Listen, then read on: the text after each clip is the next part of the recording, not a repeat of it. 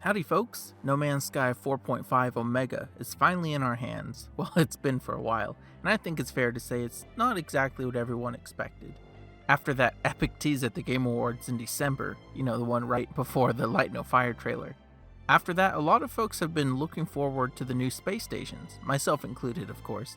Despite those still being on the way, Omega manages to impress with some subtler changes to the game. It's an update full of smaller quality of life improvements that might look a bit sparse at first, but it becomes denser upon closer inspection. So let's inspect. From ownable Pirate Dreadnoughts to new story missions, these are the 10 coolest things added in No Man's Sky Omega. According to me, Kanaju. You might have your own list, so feel free to share your thoughts in the comments below. I'll throw in my 2-sentence review of the update as well at the very end. So this video is like a 2-for-1. Special thanks as always to valued members of the channel for your support. Thank you so much. And to all of my subscribers and longtime viewers, thanks for your continued support. So let's get to the list. Number 10, free to play. While it kind of felt like Omega lacked a big headline grabbing feature, in truth, No Man's Sky going free to play, even for a weekend, was pretty big news. By the time you're watching this, that initial trial period has ended. But Hello Games didn't spend all that time and effort to produce a feature that they'd only use for 4 days. In fact, as I wrote this script, it was announced that No Man's Sky's Omega Expedition would go free to play for a second weekend, although again that's already passed by the time we're watching this video. I'm expecting them to host even more trial periods in the future, likely coinciding with upcoming updates and expeditions. It's a brilliant idea if you think about it. In 4 days, you can get a pretty good taste of what No Man's Sky has to offer, but it's practically impossible to see it all. So if you enjoyed even a little bit, it's going to leave you wanting more. Expeditions also do a good job of showcasing lots of different game systems very quickly. If you tried the game for the first time during this trial period, please leave a comment below with your experience. Because honestly, I'm curious, did you end up buying the game? Do you already own it on another platform? Did you complete the expedition? Let me know. Number 9, the Starborn Runner. Fans of cool looking starships rejoice, because this is one cool looking starship. It has a cool cockpit, cool hover effects, cool engines, and cool decals. This one is particularly special. It's a Joe Danger Easter egg. For those who aren't aware, the Joe Danger games were Hello Games' first games before they created No Man's Sky. They were pretty well received. If I'm not mistaken, I think this is the first Joe Danger Easter egg in the game though, which is pretty cool. I wouldn't mind them adding this decal to the Exocraft customization menu. It seems like a good fit, right? And heck, might as well let us use it in our bases if we want to build a raceway. You could even give it some weird unlock requirements or something. Anyways, in addition to the exterior, the interior of the ship is pretty cool too. Well, not the cockpit, though I do appreciate the pre-installed Polo bobblehead, but the tech within the ship. That right there is a photonics core. Now, I have been wanting one of these for over 7 years. You see, this tech was originally part of a pre-order bonus for the original PS4 launch in 2016. There were some rare ways of acquiring it in-game, but in general, it was exclusive to that pre-order bonus. Now, I won't recount my No Man's Sky origin story. I have a video for that, believe it or not, but suffice to say, I forgot to pre-order the game, and thus I missed out on that exclusive tech. So that slot in my catalog was always empty, back when it was in the catalog. And it's been empty for 7 years, but finally, it's filled in. And actually, I packaged it from my Starborn Runner in the Expedition and transferred it to my main save at the end. And now I have a photonics core in my Golden Vector, and let me tell you, it just... such a beautiful feeling. Happy days. Before I move on, I also wanted to mention that the starship's design, just overall, it really looks like it's teasing Starship Races or something similar. Now, I know I shouldn't speculate, right? I shouldn't read into Sean retweeting this fan mock-up of the Starborn Runner in, I think that's Wipeout. I just think it would be neat is all. Let's carry on. Number 8, Autophage NPC Staffs.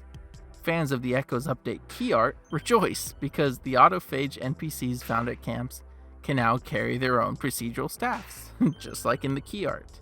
Besides looking super sweet, it also makes perfect sense, right? Building your own staff is a tradition among the Autophage, so it's kind of odd that the Traveler was the only person in the camp carrying one around. It also makes these already highly variable NPCs even more variable. Funny enough, it also marks the first time we've ever seen an NPC equip a multi-tool, like of any kind. Sure, they seemingly use something akin to NPCs with multi-tools in some of the update trailers, but this is the first time we see it in-game. Now, I won't be jumping to any conclusions about NPCs holding weapons, though. Don't worry, I enjoy a good stretch before a workout, but that's a bit too far. Number 7. Expedition Rewards. Expedition 12 features some pretty unique rewards, besides the awesome ship. I'm also not just talking about the phase rewards you can redeem across saves. However, I will start with those. The Atlas Flight Pack and Head Shield are pretty cool, but it's the Atlas Scepter that I find most exciting, and I'll give you 2 reasons why. First off, it's the first ever multi-tool expedition reward that we've ever gotten, so that's historic, right? It also comes with the Runic Lens pre-installed. Now that piece of tech is exclusive to the Atlantid class of multi-tools, so this is the only non-Atlantid multi-tool in the game that has a Runic Lens. Combine that with the unique visuals and animations, and this is possibly the most unique multi-tool we have in the game at this moment. Another surprise from this expedition are the creature eggs given as rewards for the optional objectives. These include companions that were previously exclusive to past expeditions and Twitch drops. Research Project 2 gives you a Helios egg. Whee! Whee! I love that this is an official feature. It's so silly. Research Project 3 gives you a Sandworm egg. Research Project 4 gives you a Sentinel quad, and Research Project 5 gives you a Whispering Companion. Those are some amazing bonuses. The quad in particular is my favorite companion in the game. You may have also noticed that each bonus objective grants you 900 Quicksilver. 900 each. That's 4,500 Quicksilver from optional objectives alone. And then Expedition Phases 2 through 5 also grant 1,200 Quicksilver each, which is an additional 4,800. At the end of the expedition, I think it totaled, 10,800 Quicksilver? That is quite a lot of Quicksilver, considering it's it's the only currency in the game that's like time limited. You can only earn so much per week. And as someone who doesn't engage in the Nexus Quicksilver missions that often, I appreciate the boon. Now, this isn't the first time an expedition's granted Quicksilver as a reward, right? However, it's the most we've ever seen, and it's the first time it actually matters to most players, since we can actually bring this Quicksilver back to our primary save this time. I mean, that alone makes the playthrough worth it for me, besides all the other cool stuff, which I really enjoy. Number 6, catalog improvements. Now, I'm not kidding. They made 3 great improvements to the catalog in this update. Firstly, they added something I've always wanted, a way to look through all my expedition patches at once. I love collecting patches, right? I used to be a Boy Scout, and I loved, getting patches. And now that I'm an adult, I love collecting expedition patches. I've always wanted a place to display them in the game, right? And yeah, I've tried putting them in various bases over the years, but this is much cleaner. I also find it interesting that Beachhead's patch is the fake out one instead of the Normandy one that we actually received. But otherwise, it's really cool. It helps tie expeditions back into the core experience, much the same way the Pirate and Autophage faction challenges do. The other 2 changes I want to mention are to the Wonders catalog. First off, glyphs are now displayed for every discovery in your Wonders catalog, not just the planetary or custom ones. Well, not every discovery, but like flora, fauna, all those types. So now it's even simpler than ever to revisit your most outstanding discoveries. On top of that, the galaxy in which it was discovered is also listed. These are some pretty simple additions, but I'm sure they'll mean a lot to the explorers and catalogers among us. I've been happy to see Hello Games improving the catalog little by little over the past couple years. It's slowly becoming a more robust way of celebrating player discovery and accomplishment, which is important for a game like this where everyone's journey is so different. But alrighty, we're halfway through the list, and you know what that means. Obligatory asking you to like and subscribe break. Ready? Here goes. If you're enjoying the video so far, please consider leaving a like and subscribing. Thanks for your support. Alright, back to the list. Number 5. Planetary NPC Missions. One of Omega's most prominently promoted new features is the addition of new procedural NPC missions on planets. The patch notes read, quote, "Alien lifeforms offer rewards for a huge array of new planetary missions, with objectives specific to the alien's personality, as well as their home planet's climate, geography, and ecology." That sounds pretty awesome. Funny enough, despite this being somewhat of a headline feature, I personally haven't been able to find one of these new mission givers at all. And trust me, you can ask the people watching my stream, I did look. But, that's okay, because thanks to the magic of the internet, I can live vicariously through others. From what I've gathered, these new missions are pretty simple in nature. They utilize the same interface as the new Autophage missions, added in Echoes. No Man's Sky Resources has compiled a list of mission types based on the game files. Now, I won't spoil them for you here, but if you're interested, I'll leave a link to the resource in the description. I will say that there seems to be a pretty good variety of mission types and objectives. Nothing complicated or particularly innovative, but such a range of possibilities paired with the relative uncommonness of these mission givers means that players are unlikely to burn out on them anytime soon. I'm not sure what the full range of rewards are yet, so let me know your experiences in the comments below. Also, I thought I should mention that while this particular version of planetary NPC missions are new, the game did in fact have planetary NPC missions prior to this update. Lost person cases, fighting pirates, and other such missions could be encountered at random before. However, they didn't have the same snappy interface, so it often felt more like a favor than a side quest.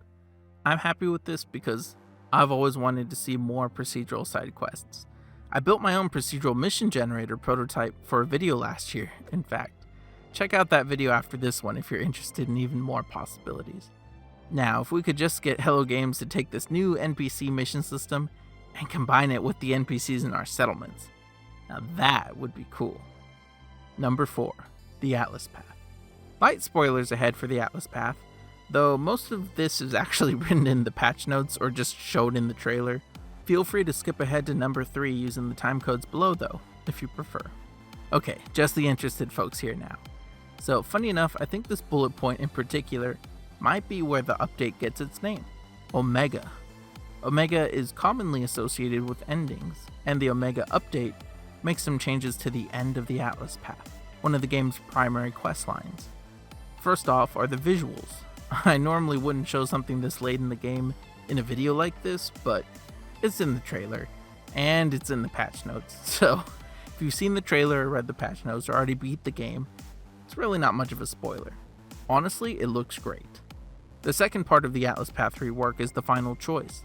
I won't go into details, but the patch notes read, quote, "The classic Atlas Path mission has been given a new breath of life, culminating in a final consequential choice.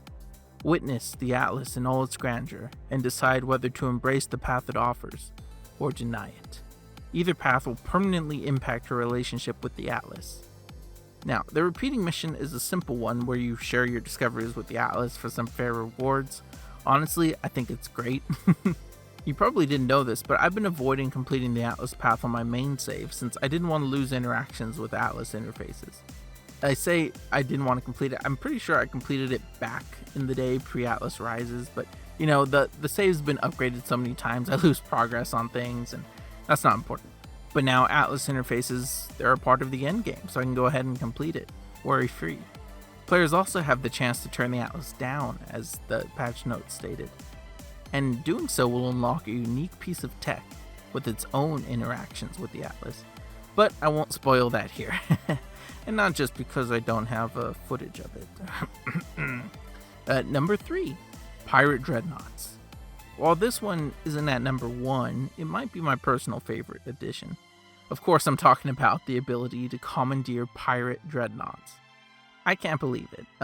For those who are newer to the game, we've had the same ownable freighters since 2016, when the Foundation update first gave them to us. Almost 8 years of updates, and this is the first new freighter model we've been able to own.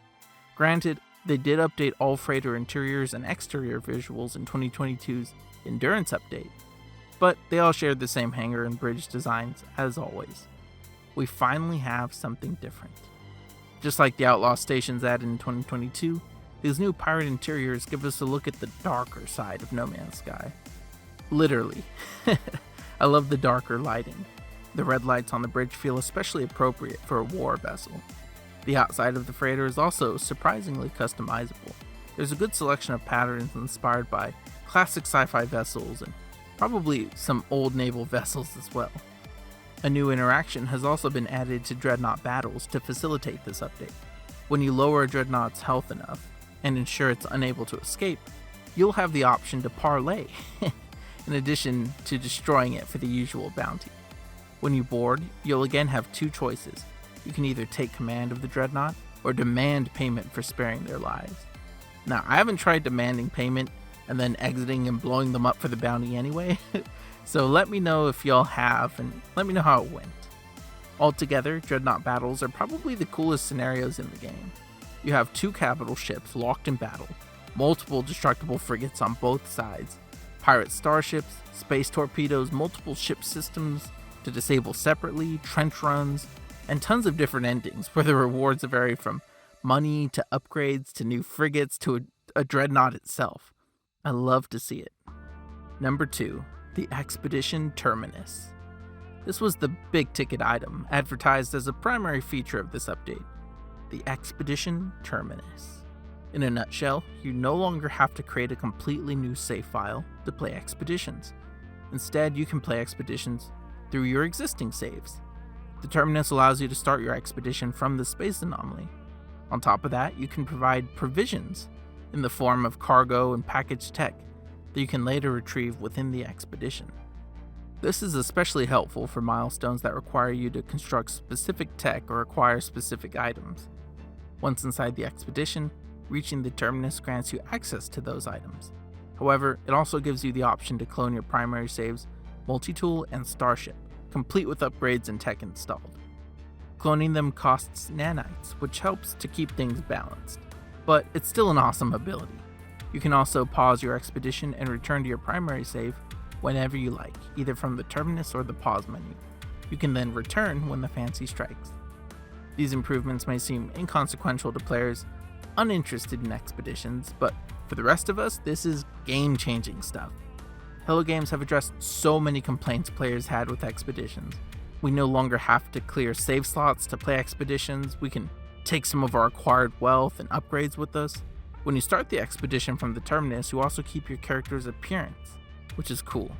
Discoveries and bases are also shared from your expedition to your primary save. Wealth acquired during the expedition, such as unique items, packaged tech, and even currency, including Quicksilver, can also be transferred to your main save, which means that expedition progress now contributes to your main progression. That's awesome, especially the Quicksilver. As previously mentioned, completed expeditions are now cataloged in your milestones on all saves. All of this combines to make expeditions feel like a properly integrated part of the game, rather than just some bonus game mode. But Hello Games didn't stop there. When you complete an expedition, you now get this awesome summary screen that tallies up all of your stats and accomplishments and deals extra rewards. It also summarizes the rewards you earned at the end of each phase. It feels so polished and cool, and it makes the completion feel more significant, at least to me. And you know what? It also fits the theme of Omega by giving us a cooler ending to expeditions. Sneaky, sneaky. Alright, so we have one item left. You ready?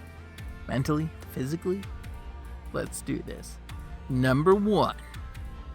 Biscuits.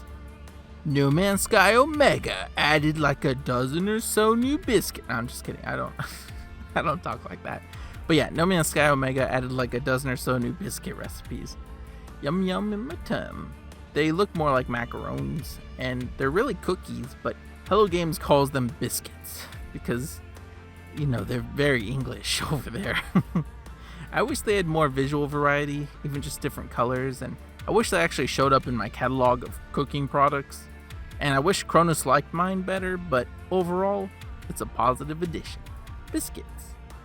And that's it for my list of the 10 coolest things added in No Man's Sky Omega.